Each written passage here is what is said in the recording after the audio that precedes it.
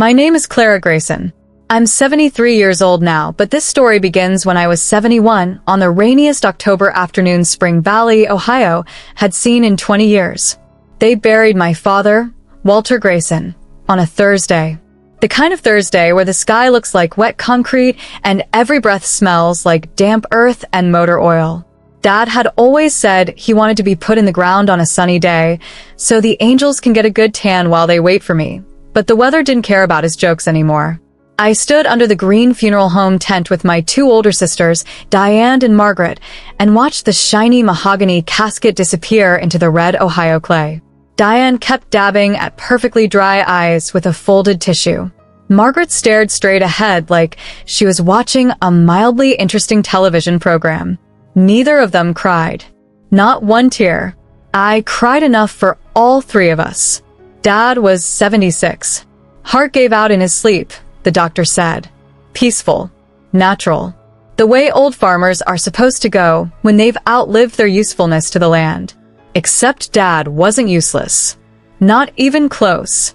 He still climbed onto the John Deere at dawn, still fixed fence posts with hands that looked like twisted walnut roots, still whistled Hank Williams tunes while he checked the soybean prices on that cracked iPad I bought him for Christmas 3 years earlier. After the service, maybe 30 people came back to the farmhouse. The same white two-story my great-grandfather built in 1919. The same porch where Dad proposed to Mom with a ring he bought by selling his 1952 Chevy pickup. The same kitchen where Mom taught all three of us girls how to make pie crust before we could spell our full names. People brought casseroles, Jell-O salads, sympathy cards with praying hands embossed in gold foil. They told the same stories over and over. Walt fixed my transmission in '89 and wouldn't take a dime. Remember when he pulled Jimmy Carver's tractor out of the creek with nothing but chain and cuss words? He always said the best fertilizer was a farmer's shadow. I smiled and nodded and thanked them while my stomach twisted tighter with every passing hour. Because something was wrong. I felt it the moment Diane opened the envelope from the lawyer during coffee and pie. Dad had left everything, the 187-acre farm, the mineral rights, which had suddenly become valuable because of the Utica shale boom, the house, the equipment, the savings accounts, even the old pocket watch that belonged to his grandfather, to something called Grayson Family Legacy Fund. A charity none of us had ever heard of. Diane read the paragraph out loud in that clipped, efficient voice she developed after she moved to Columbus and started wearing pencil skirts. To be held in trust and administered solely for charitable purposes benefiting rural Ohio youth agricultural education, with a board of directors to be appointed by.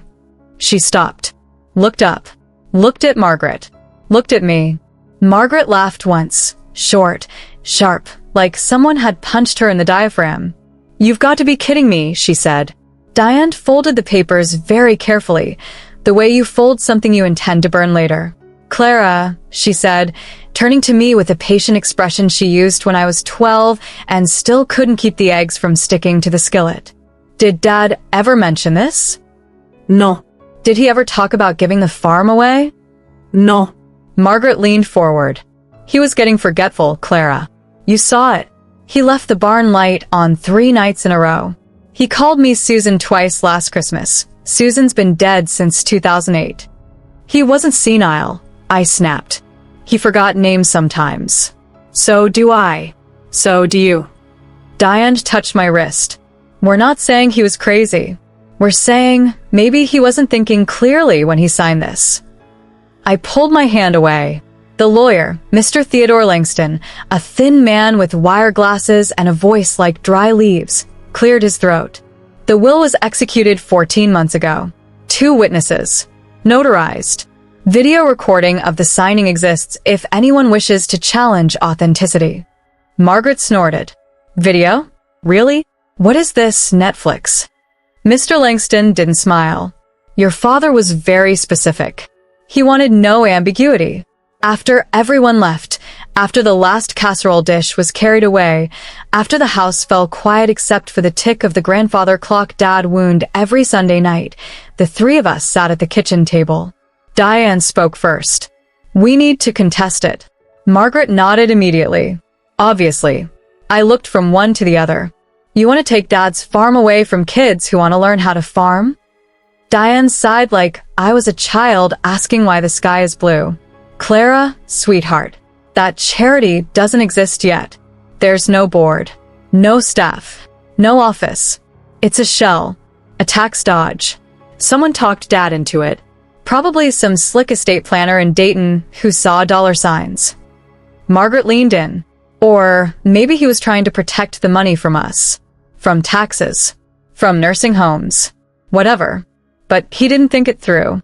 We need to get a second opinion. A real lawyer. Not this funeral home shill. I stared at the tablecloth. The same red and white checkered one Mom bought in 1987. I want to see the video, I said quietly. Diane and Margaret exchanged glances. Of course, Diane said smoothly. We'll request it tomorrow. They left that night. Diane back to her condo in Dublin. Margaret to her McMansion in Powell. I stayed. I couldn't leave. The house smelled like Dad. Like motor oil, coffee, Old Spice, and the faint sweetness of hay that never quite leaves a farmer's clothes. I slept in my old bedroom upstairs. The one with the faded horse posters and the crack in the ceiling Dad always promised to fix. I didn't sleep much. Around 3:17 a.m., I got up, made coffee in the old percolator, and sat at the roll-top desk in the living room where Dad kept all the important papers. That's when I found it. A small manila envelope tucked behind the insurance policies. No address. Just one word in Dad's careful, slanted handwriting. Clara. Inside was a single sheet of yellow legal paper. His handwriting. Shaky, but unmistakable. Clara Bug. If you're reading this, I'm gone, and something smells wrong. I don't trust them. Not anymore. Diane talks too smooth these days. Margaret looks at the land like it's already money in her purse. They think I'm losing it. Maybe I am a little. But I'm not blind. There's a second will. The real one. Bottom drawer of my workbench in the barn. Inside the old John Deere toolbox, the red one with the broken latch. The combination is your birthday backward. October 14th, 71. Everything goes to you. House. Land. Money. All of it. Not because you're the baby. Because you're the only one who still loves this place for what it is, not what it can be sold for. If they try to fight you, show this note. Show the video I made last week. It's on the USB in the toolbox too. I love you, kiddo. Always have. Always will. Dad. My hands were shaking so badly, I almost dropped the paper into my coffee. I looked at the clock. 3:42 a.m. I put on Dad's old Carhartt jacket, grabbed the flashlight from mudroom, and walked across the wet grass to the barn. The big sliding door groaned, like an old man getting out of bed. Inside smelled like grease, dust, and memories. Dad's workbench was against a far wall, covered in tools, coffee cans full of screws, a half-disassembled carburetor he'd been swearing at for months. Bottom drawer.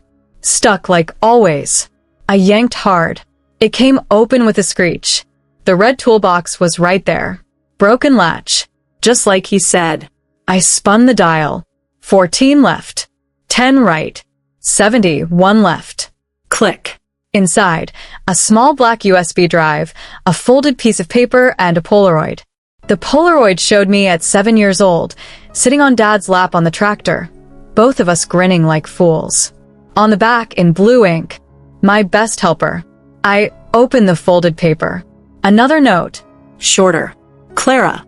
If they try to put you in a home or sell the place before you see this, call Steve Randall. He's a retired state trooper. Lives on County Road 17. He owes me a favor since 1993. He'll help. I promise. I sat on the cold concrete floor of the barn, crying so hard I couldn't breathe. Because I finally understood. They didn't just want the money. They wanted me gone too. The next morning I drove to the library in town.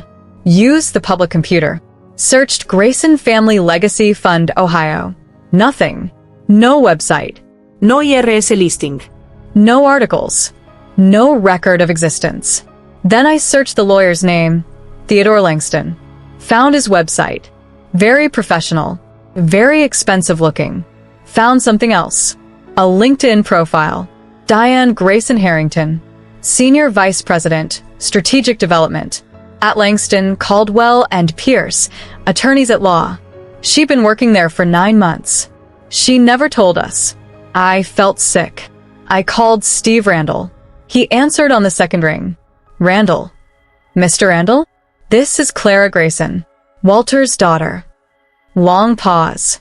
Then, very quietly, I've been waiting for your call, Clara. He came over that afternoon.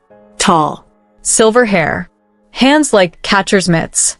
He sat at the kitchen table, listened to the whole story, looked at the notes, looked at the Polaroid.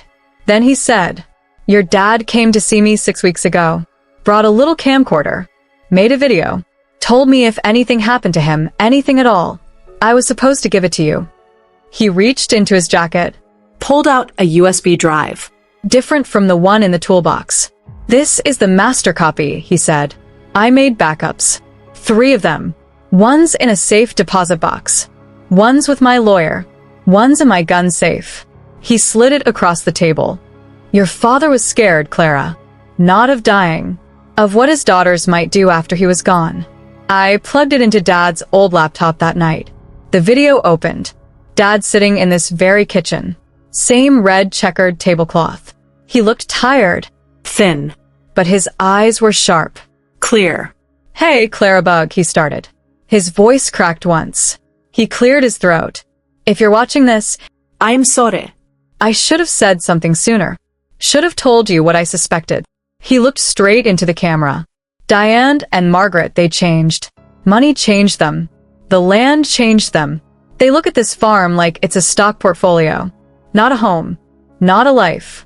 Not 4 generations of sweat. He took a shaky breath. "I changed the will last year.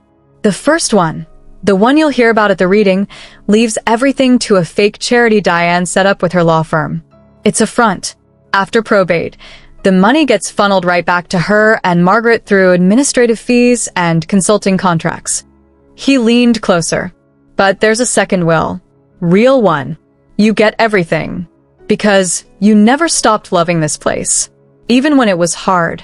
Even when the crops failed. Even when the barn roof leaked." He smiled, small, sad, proud.